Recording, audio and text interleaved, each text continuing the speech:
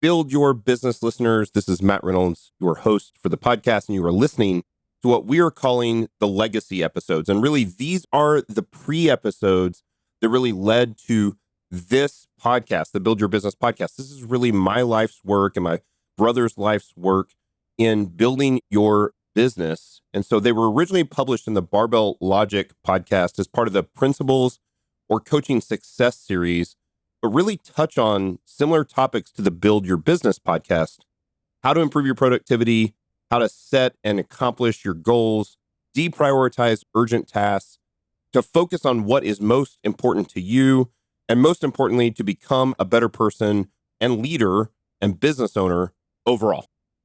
I'm proud to bring you these podcasts. Again, many years of life's work, several years of podcasts, and several decades of business ownership. Hope you enjoy them and learn from them. You're listening to Barbell Logic, brought to you by Barbell Logic Online Coaching, where each week we take a systematic walk through strength training and the refining power of voluntary hardship.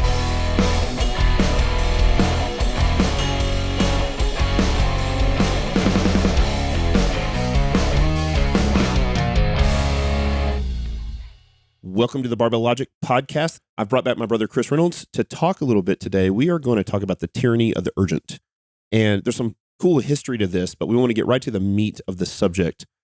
And ultimately, the argument is that the urgent is often the enemy of the important. And Eisenhower talked a lot about this during World War II. And so you often hear about the Eisenhower matrix. You can look that stuff up. There's some great articles on art of manliness and whatnot. But essentially, everything that we do in life can fall into one of four categories. And those categories are: they could be not urgent, not important. They could be urgent and not important. They could be urgent and important. Or they could be not urgent and important. And usually the not urgent and important is the most important stuff.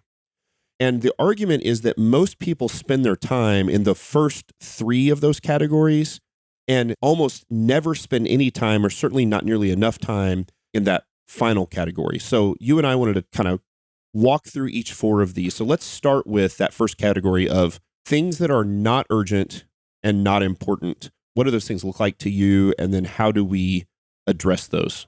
Yeah, I mean, I think that not urgent, not important is a giant bulk of what a lot of people do. And I think a lot of that is simply wasting time in places that are easy to waste time in. So, I'm not going to say that social media is particularly a terrible technology, although I've got some feelings that are probably in that direction. I would say that spending your time scrolling through Instagram for hours and hours and hours would be an example of not important, not urgent. Yeah. And I know that a lot of time for many people is going places like that. I know TikTok is kind of a new thing, and any place where you're spending an inordinate amount of time that is literally both not important and not urgent, not helping you in any way, shape, or form, in some ways even detracting from, your life, certainly is in some ways, those things should simply not be done.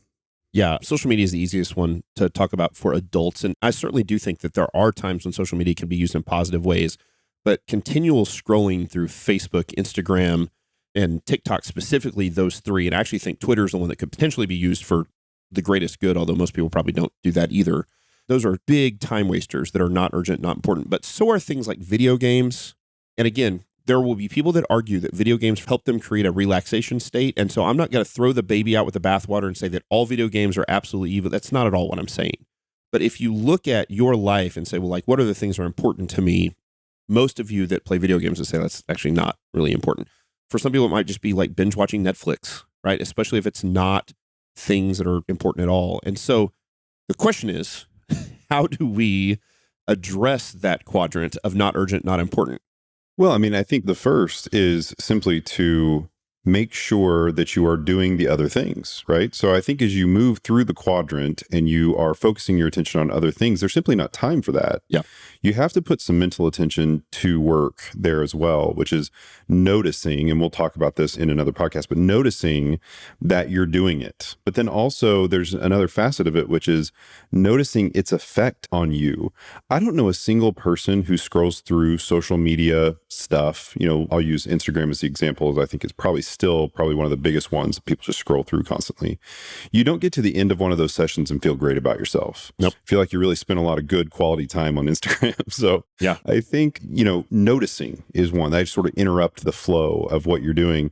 And then also, if you are spending time on the other things, then you don't have time for the first one. Yeah, for me, it was very simply like I just made a list one day. I was literally on vacation and I made a list. I put everything I did in one of these quadrants and then I tried to purge all of the things that were not urgent and not important for my life. I'm almost completely off social media. It's been one of the best things I've ever done. I don't play video games. We don't own one in my house. So all of those things have kind of gone the wayside. All right, moving on to the next one. The next quadrant are things that are urgent but not important. And so these could be things like you live in a decent subdivision and your grass is getting tall and it needs to be mowed. Urgent, not important, right? Phone calls that come in, right? You get a phone call that comes in from somebody that you don't want to talk to and isn't important. The phone is ringing. It's urgent because you need to answer it, except it's not important. And so, do you have other... Sure. I mean, like cleaning house is a classic example. I think the other one that I've got to call out, and people are not going to like this, is there are a whole host of social organizations that can suck an enormous amount of time from your life and add zero value. Sure. Now, some of them do add value, but some don't. And I've had a lot of business colleagues that have told me that they've been involved in various business groups or whatever. And some of those may be very valuable. If you're talking to somebody who has a similar job to you, that's great. But you've got to evaluate those things. Are they really adding value? Or are they just sucking your time? Yep. I get a ton of emails now because of the business especially from like listeners of the podcast. Or often I'm amazed at how many clients or people within the business will sort of like jump part of the hierarchy and like, I'm just going to email Matt and it'll be like, hey, my credit card's expired. Can I update my credit card? And I'm like, I don't do that. Right. And so for me, the things that are urgent but not important, I really do one of two things. I delegate or I automate. Almost always those things. That's exactly right. That's exactly what you have to do. And I think when people start doing that, they notice how much additional time and joy they've got, because those things don't ever bring joy to your life either. Now, admittedly, I will say for people who are not of means, it's a little more difficult. Sure. Because you do have to be able to pay, for example, to have somebody mow your lawn or every so often to come sort of do a deep clean on your house or whatever. And maybe those aren't the things for you, but it's a huge deal to be able to automate or outsource that section of your life. Those sets of things should always be handled that way. I'll give you one that's impacted my life, probably the greatest in the last few weeks. It's like completely changed everything for us. Walmart started delivering groceries to my house. So I don't go grocery shopping anymore. You know how long it takes to order your groceries online, especially when it has your previous order? You just buy the same groceries every week. We get the same Fairlife milk. We get Santita tortilla chips. We get cilantro and limes, and we get this type of meat. It's all the same thing. And so you literally just scan through the order. I don't need this. I don't need this. I need to add this. I need some toothpaste. I need some Harry's razors.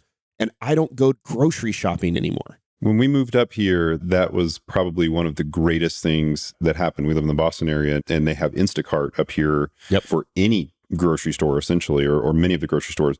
And it really was a huge deal to not have to go to the grocery store. I mean, it takes a huge amount of time, and it's definitely an example of something that is urgent, you got to eat, but totally unimportant. Yep, absolutely.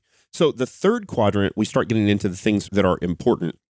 And we'll start with the ones that are urgent and important. And so for me, these are things like I have emails that need to be answered every day. I have client videos that need to be broken down every day. I've got a bunch of online clients still that I coach. Payroll must be done by this date, like all those sorts of things, right? Like work things for me are a big part of that. Do you have some of those that you would, now that we mentioned in your interview, but you're retired, so you have less of those things now than you did even 6 months ago, but what are some of those things that are urgent and important for you? I mean, I have dramatically less than I used to have, but those things aren't far from my mind. I certainly remember what life was like when I would wake up to, 100 emails or, an emergency of some kind that was absolutely critical. Today in my life, there's a lot less that's an emergency, but there are still a lot of things I don't want to do that have to get done that I can't outsource and that I can't automate.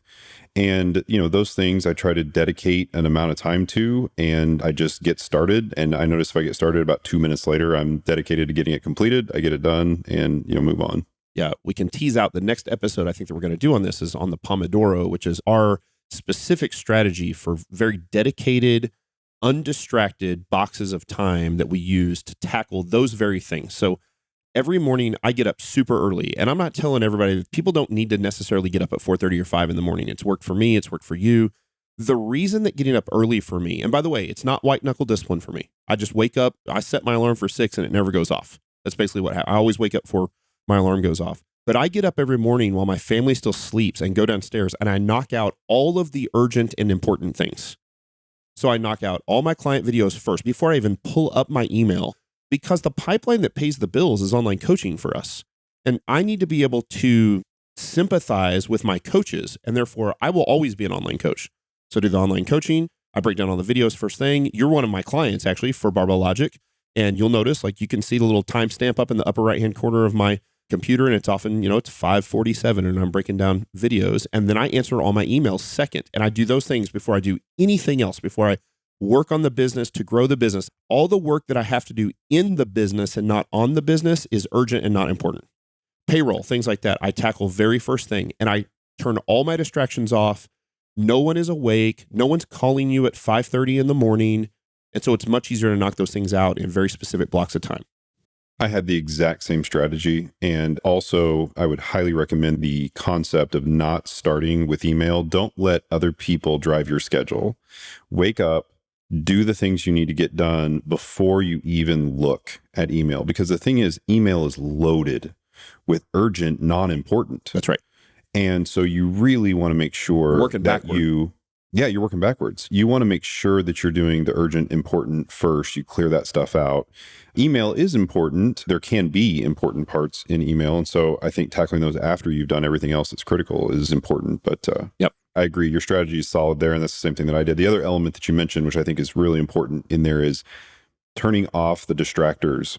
If you're still somebody who has, your phone beeps or buzzes every 15 seconds, you can't do anything. I mean, you are literally, it's a ball and chain to your life.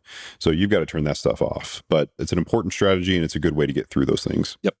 And that really opens up time for this last quadrant, which are the things that are not urgent, but are important.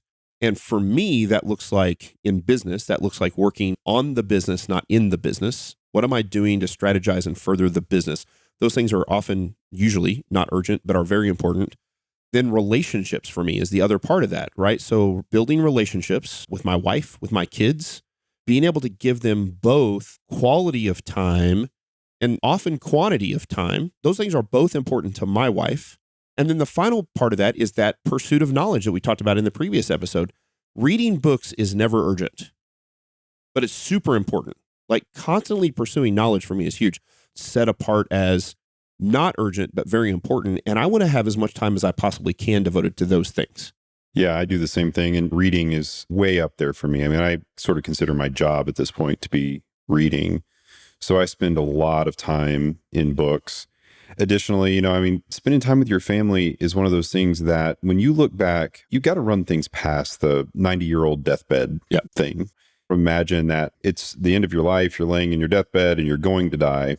You look back over your life. There's not a single thing that you would wish that you did more of that's in quadrant 1 or 2, and maybe not even 3, although 3 supports 4. So It works pretty well. Relationships, when you think back to the way that you've been able to handle your kids and your relationship with your spouse, those are the things that matter, in life in the long run. And so it's really important that you have time for those things. And the other one is just the self-fulfillment part to reading and learning and whatever part of life it is that you want to dedicate time to. Those things are also, extremely important, but not urgent. And having time for it is critical. And one of the most obvious things that is clearly not urgent, but very important to us is barbell training, strength training, working out, taking care of ourselves. Those things are never urgent, and the urgent things will often push that out of the schedule if we do it incorrectly, especially if you think about things like what we eat. When we eat out of urgency, we eat crap. We go through drive-thrus, we eat for speed, but it's very important to us as part of our quality of life improvement to strength train, to barbell train, to eat correctly, to take care of ourselves, take care of our bodies. And not just physically, but mentally, emotionally, spiritually, socially, all of those things as well are equally important. And so super important to us. but those things are really never urgent. It's so true. If you ever get a chance to read the book, The Power of Habit, it talks about how exercise is a virtuous cycle for the rest of your life. Yeah.